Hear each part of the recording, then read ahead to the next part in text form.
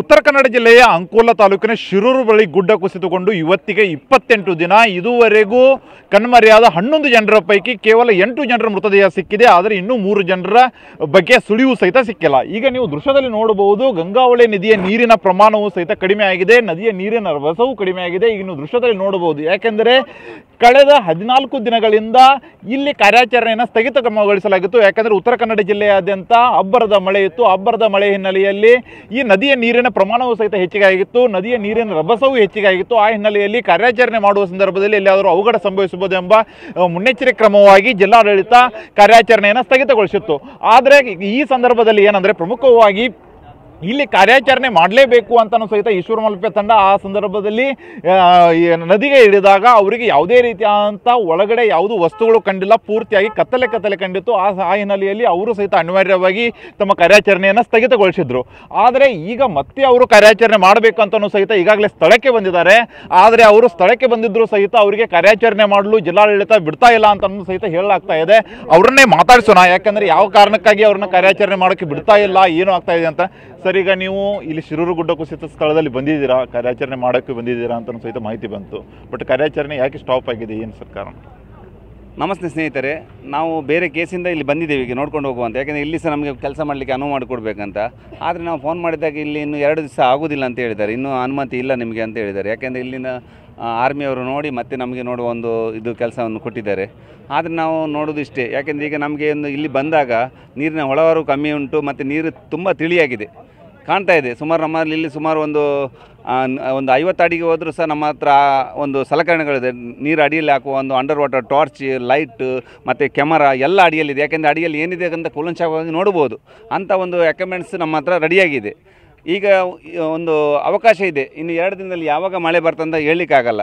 ಆದ್ದರಿಂದ ನಮಗೊಂದು ಇವತ್ತು ನಾಳೆ 2 ದಿವಸ ಒಂದು ಅವಕಾಶ ಮಾಡಿಕೊಟ್ರೆ ಭಾರಿ ಒಳ್ಳೆಯದಿದೆ. ಯಾಕೆಂದರೆ ಮಳೆ ಬಂದರೆ ಖಂಡಿತವಾಗಿ ನೋಡಲಿಕ್ಕೆ ಆಗೋದಿಲ್ಲ, ಇನ್ನೂ ಒಂದು 20-25 ದಿವಸ ಜಾಸ್ತಿ ಆಗ್ತದೆ. ಅದರಿಂದ ನಾವೊಂದು ಇಲ್ಲಿ ಇಷ್ಟು ಜಾಗನ ಒಂದು ಕೂಲಂಕಷವಾಗಿ ಹುಡುಕಿ ಅಡಿಯಲ್ಲಿ ಏನಿದೆ, ಟ್ರಕ್ ಇದೆಯಾ, ಟ್ರಕ್ ಅಡಿಯಲ್ಲಿ ನಮ್ಮ ಲೋಕಲ್ ಆದ ಜಗನ್ನಾಥ ಸರ್ ಮತ್ತು ಲೋಕೇಶ್ ಅವರು, ಅದಲ್ಲದೆ ನಮ್ಮ ಗಾಡಿ ಒಳಗಡೆ ಅರ್ಜುನು ಅವರು ಎಲ್ಲಿದ್ದಾರೆ ಮತ್ತು ಗಾಡಿ ಎಲ್ಲಿ ಹೋಗಿದೆ ಅದನ್ನೆಲ್ಲ ಕೂಲಂಕಷವಾಗಿ ಹುಡುಕಬಹುದು. ಇದಕ್ಕೆ ನಮಗೆ ಜಿಲ್ಲಾಡಳಿತ ನಮಗೆ ಪರ್ಮಿಷನ್ ಕೊಡಬೇಕು. ಯಾಕೆಂದರೆ ನಾವು ಕೇಳೋದಿಷ್ಟೇ, ಇದು ನಮ್ಮ ರಿಸ್ಕಲ್ಲಿ ನಾವು ಮಾಡೋದು. ನಿಮ್ಮ ಹತ್ರ ಕೈ ಮುಗಿದು ಕೇಳ್ಕೊಳ್ತಿದ್ದೆ, ಯಾಕೆಂದರೆ ನಾವು ಒಂದು ಅನುಮತಿ ಕೊಟ್ಟರೆ ಖಂಡಿತವಾಗಿ ಮಾಡ್ತೇವೆ. ಯಾಕೆಂದರೆ ಮೊನ್ನೆ ಸಹ ನಾವು ನಿಮಗೆ ನಮ್ಮ ಒಂದು ಜೀವದ ಮೇಲೆ ಏನು ತೊಂದರೆ ಬೇಡ ನಾವೇ ಬರೆದು ಕೊಟ್ಟಿದ್ದೆ. ಯಾಕೆಂದರೆ ನಾನು ಇದು ಒಂದು ಮೃತದೇಹ ಹುಡುಕಬೇಕು. ಯಾಕೆಂದರೆ ನಾನು ಇದರಲ್ಲಿ ತುಂಬ ಪರಿಣಿತ ಅಂತ ಹೇಳೋದಲ್ಲ, ನಮ್ಮದೊಂದು ಕೆಲಸ ನಾವು ಖಂಡಿತವಾಗಿ ಮಾಡ್ತೀವಿ. ಯಾಕೆಂದರೆ ಇಂಥ ಕೆಲಸವನ್ನು ಕ್ರಿಟಿಕಲ್ ಇದ್ದ ಕೆಲಸನ ಮೊನ್ನೆ ನಾವು ನೋಡಿದಿರಲ್ಲ, ಆ ಮಳೆ ಬರುವಾಗ ಅಷ್ಟು ರಭಸದಲ್ಲಿ ಸಹ ಇಳಿದು ಒಂದು 3 ಪಾಯಿಂಟ್ ನೋಡಿದ್ದೇವೆ. ಈಗ ತುಂಬ ಅನುಕೂಲವಾಗಿದೆ ಈ ಟೈಮು. ಇನ್ನು ಯಾವಾಗ ಮಳೆ ಬರ್ತದೆ ಆಗೋದಿಲ್ಲ, ಅದಕ್ಕೋಸ್ಕರ ನಾವು ಮಾಡ್ತಾಯಿದ್ದೇವೆ ಅಷ್ಟೇ. ಸರ್, ಈ ರೀತಿಯಾದ ಕಾರ್ಯಾಚರಣೆ ಈ ಹಿಂದೆ ಸಹಿತ ಬಹಳಷ್ಟು ಕಾರ್ಯಾಚರಣೆ ಮಾಡಿದ್ದೀರಾ.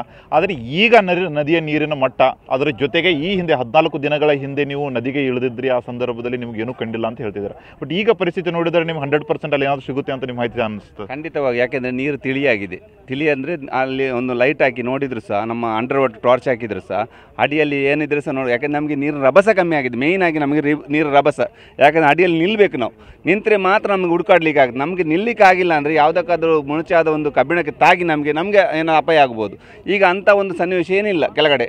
ಈಗ ನಮಗೆ ಒಂದು ಕೆಳಗೆ ಹೋಗಿ ನೀರಿನ ಹರಿವು ಮತ್ತು ನೀರ ಒಳಗಡೆ ಹೋಗುವ ಒಂದು ಉದ್ದೇಶದಿಂದ ನಮಗೆ ಅನುಮತಿ ಕೊಡಬೇಕಂತ ನಾನು ಕೇಳ್ತಾ ಇದ್ದೀನಿ. ಯಾವ ಕಾರಣಕ್ಕಾಗಿ ಅನುಮತಿ ಕೊಡ್ತಾ ಇಲ್ಲ ಅಂತ ಏನಾದರೂ ನಿಮ್ಗೆ ಮಾಹಿತಿ ಸಿಗ್ತಾ ಇದೆ? ಯಾವ ಕಾರಣ? ಖಂಡಿತವಾಗಿ ಅದರ ಬಗ್ಗೆ ನನಗೆ ಯಾವುದೂ ಇಲ್ಲ. ಯಾಕೆಂದರೆ ಅವರು ಯಾವಾಗ ಹೇಳ್ತಾರೆ, ಇವತ್ತು ಮಾಡ್ತೇವೆ, ನಾಳೆ ಹೇಳಿದ್ರೆ ನಾಳೆ ಮಾಡ್ತೇವೆ. ಯಾಕೆಂದರೆ ಇಂಥ ಸನ್ನಿವೇಶ ಮತ್ತೆ ಯಾವಾಗ ಸಿಗಲ್ಲ. ಯಾಕೆಂದರೆ ಮಳೆ ಬಂದರೆ ಖಂಡಿತವಾಗಿ ಮಾಡಲಿಕ್ಕೆ ಆಗಲ್ಲ. ನಮಗೊಂಚೂರು ಕೊಡಲಿ, ನಾವು ನೋಡ್ತೇವೆ. ಖಂಡಿತವಾಗಿ ಕೆಳಗಡೆ ಹೋಗಿ ಪರ್ಮಿಷನ್ ಕೊಡಿ ಅಂತ ನಾವು ನಿಮ್ಮಲ್ಲಿ ಕೈ ಮುಗಿದು ಕೇಳ್ತಾ ಇದ್ದೇವೆ ಅಷ್ಟೇ. ಪರ್ಮಿಷನ್ ಕೊಟ್ಟರೆ 100% ಕೆಲಸ ಆಗುತ್ತೆ ಅಂತ ಹೇಳ್ತೀರಾ? ಪರ್ಮಿಷನ್ ಕೊಟ್ಟರೆ ಈ ಜಾಗದಲ್ಲಿ ಏನಿದೆ ಅಂತ ಹುಡುಕ್ಬೋದು ಅಷ್ಟೇ. ಯಾಕೆಂದರೆ ನೀರು ತಿಳಿಯಾಗಿದೆ, ಮತ್ತು ನೀರು ಕಲುಷಿತವಾದರೆ ಹುಡುಕಾಡ್ಲಿಕ್ಕೆ ಆಗೋದು. ಅವರು ಪರ್ಮಿಷನ್ ಕೊಡ್ಬೋದು, ನೀವು ಹುಡುಕ್ತೀರಾ ಅಂತೇಳಿ. ಆದರೆ ಕೆಳಗಡೆ ಏನಿದೆ ಅಂತ ಹುಡುಕಾಡಲಿಕ್ಕೆ ನಾವು ಈ ಜಾಗದಲ್ಲಿ ಏನಿದೆ ಅಂತ ಖಂಡಿತವಾಗಿ ಹೇಳ್ತೇವೆ. ಯಾಕೆಂದರೆ ಅಲ್ಲಿ ನೋಡಿ, ಈಗ ನಾನು ಗುಳ್ಳೆ ಬರ್ತಾ ಇತ್ತು, ಆ ಜಾಗದೆಲ್ಲ ಕೆಳಗಡೆ ಹೋಗಿ ನಾವು ಹುಡುಕ್ಬೋದು.